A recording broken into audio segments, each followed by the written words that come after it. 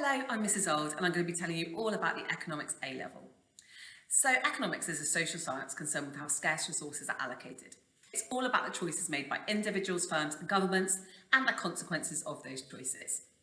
It's a really exciting, challenging, dynamic subject that gives you a fascinating awareness of and ability to engage with the political, economic and social factors that impact on our daily lives.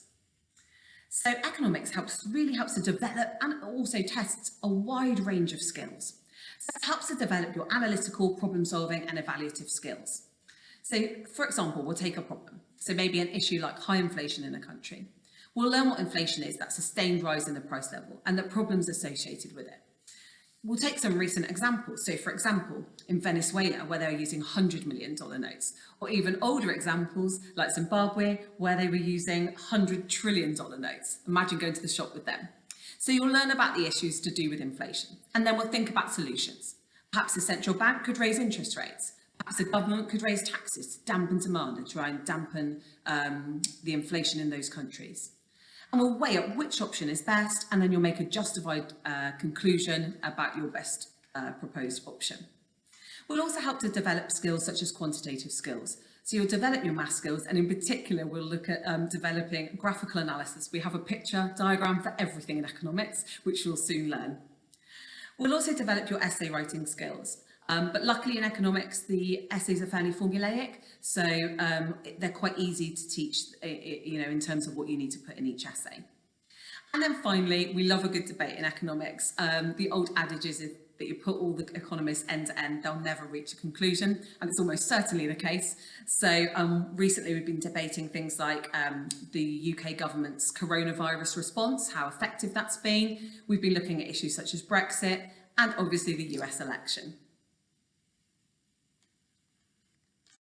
The economics course is split into 2 semesters. From September to Christmas, we study microeconomics, looking at individuals and businesses.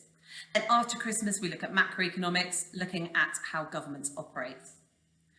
In microeconomics, we'll study loads of different topics. We'll look at the underpinning notions of supply and demand. We'll look at why consumers demand things and what makes them demand more or less of something. We'll look at their behaviour in a subject called behavioural economics, which combines the economics and psychology. We'll look at, for example, why the government are using certain techniques to try and get us to act in the way they want during this coronavirus epidemic. So they're using simplicity, repetition. They're telling us what our peers are doing. And all of that has a huge amount of economics behind it that we'll learn about. We'll learn about why suppliers supply, what makes them supply more, what makes them supply less. We'll learn about the spectrum of competition, super competitive markets like hairdressers, takeaways, and then take it right up to where we have a situation where there's one firm dominating the market, a monopoly with monopoly power, so something like Amazon. And we'll look at how that affects individual consumers and also how it affects firms who are incumbent in the market, those main firms within the market, and firms that wish to enter that market. And then we'll look at topics such as market failure. Now, markets that fail are not markets that aren't performing well or aren't making money. They're markets where if you left them to the free market with no government intervention, there would be either over or under production and consumption. So for example, we might have a market like the market for cling film or the market for chocolate. Now, if we left these markets fully free with no government intervention, we know that these firms would overproduce and that as consumers we'd overconsume. We wouldn't think about the negative impacts on unrelated third parties, such as the environment or the NHS. So we think about these markets and what way the government should intervene, if they should at all. We'll then look at markets where there's underconsumption or underproduction, such as dental services. I mean, if we left that market to the free market, there definitely wouldn't be enough provision for everybody in society. Similarly, the market for fruit, for example, fruit in primary school. We need to provide that or subsidise it to get people to consume the amount we want. And we'll look at whether the government should intervene, why they should intervene, and how they should intervene. Then, when we study macroeconomics, we'll look at all sorts of subjects. So first of all, we'll start off looking at aggregate supply and demand, all the demand and supply in the economy. We'll then look at the macroeconomic objectives for a government. So that will be economic growth, low unemployment, inflation at 2%, and a favourable balance of payments. That means trade, really, so you're having lots and lots of trade going on. And we'll look at those objectives, what they mean and how best to achieve them. So we've got 3 policies we'll focus on for achieving those. We'll look at monetary policy, which is employed by the Bank of England, using interest rates and quantitative easing to either boost or dampen an economy. We'll look at fiscal policy employed by the government to raise or lower taxes in order again to boost or dampen an economy. And we'll look at supply side policy, big scale investments such as infrastructure or educational spending, which again helps to boost and push an economy in the long term. So we'll look at all of these topics in economics. And in terms of examinations, most students, you will not take an examination formally until the second year. In the second year, you'll take 3 exams in the summer. Exam 1 is a microeconomics paper and exam 2 is a macroeconomics paper. Those papers have levels of choice in them. So you have 2 contexts and you get to pick between those 2 contexts, those sort of case studies. Then you'll have low markers up to 25 mark essays about it, followed by 2 essay questions, again of your choosing. For the third paper, it's a synoptic paper. It brings together all the micro and macroeconomics we've learned over the 2-year course. So you'll have 30 multiple choices, followed by 3 questions, again about a case study, but it'll be bringing together everything we've learned.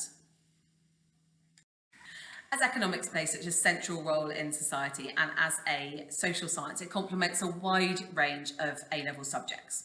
We get pupils who are studying things like maths, further maths science, who love that quantitative side of the subject. And we get pupils studying English, geography, history, politics, who love the debating, the analysing, that sort of side of it. Either way, economics will help get you ready and prepare you for some fantastic end destinations at university. So it will help prepare you for courses such as economics, philosophy, politics and economics, PPE, politics, accountancy, finance, business management, law, all sorts of different degrees. Studying economics at degree level also opens up a lot of doors for you too. And economics is always on the top 3 subjects for starting salary, which is great. In terms of the careers you might go into, you might become an economist, a market analyst, you might go into banking, become an accountant, a lawyer. There's all sorts of different jobs that you might do off the back of studying economics that are fantastic. We hope you'll join us in studying this really exciting, dynamic subject. If you want to know a bit more about the support on offer, well, obviously you have lessons which use lots of stuff going on in the world around you, as you can imagine, and lots of different teaching and learning techniques. We offer you one-on-one support where you need it out of class, revision sessions, excellent textbook materials you can see behind me, and also we get speakers into school. So in the last few years, we've had Sir Geoffrey Owen, we've had Johnny Cameron, former head of investments at Royal Bank of Scotland, who gave a valuable insight into what happened during the banking collapse. And we've got somebody coming from the Bank of England this month to talk about how monetary policy functions and also obviously the impact it has on the economy. The reason I chose economics was I had a third slot to do an A-level in, and I wanted to do something new that I hadn't done at lower school. So I thought if I did something that went well with my other subjects, namely politics, then I'd not only support that option, but also give me something new to do that I hadn't done before. And I tried it out and enjoyed it, so I carried on. So I chose economics this year and I also studied maths and Spanish. I feel that economics is such a good subject to take because it also complements lots of other subjects. So essay subjects like English and history, and also other subjects like maths, politics, psychology and a lot more. Economics also helps you build a wide variety of skills like debating and analysing graphs, which will be really useful in your studies. So I think economics is a really good A-level to take because in terms of future plans, it keeps a lot of doors open for what you want to do, and it's a really good A-level for a lot of university degrees such as just economics itself or business or finance or accounting, and also it's just a good A-level to have no matter what course you're applying to because it has a bit of maths, but then it's also an essay subject. So it shows off a range of skills, which is what a lot of universities like to see, and then it's also good if you want to go on to apprenticeships as well. It's a very valued A-level, and I personally chose to do it because I'm thinking of going on to study economics at university. So obviously economics along with maths are two really good A-levels to take if you want to go down that kind of path. I really hope you've enjoyed finding out a little bit more about economics. If you want to find out any more, there's information on the AQA website, or you could either come and see or email myself, Mrs. Old, or Mr. Lamb for more information. We really look forward to seeing you soon.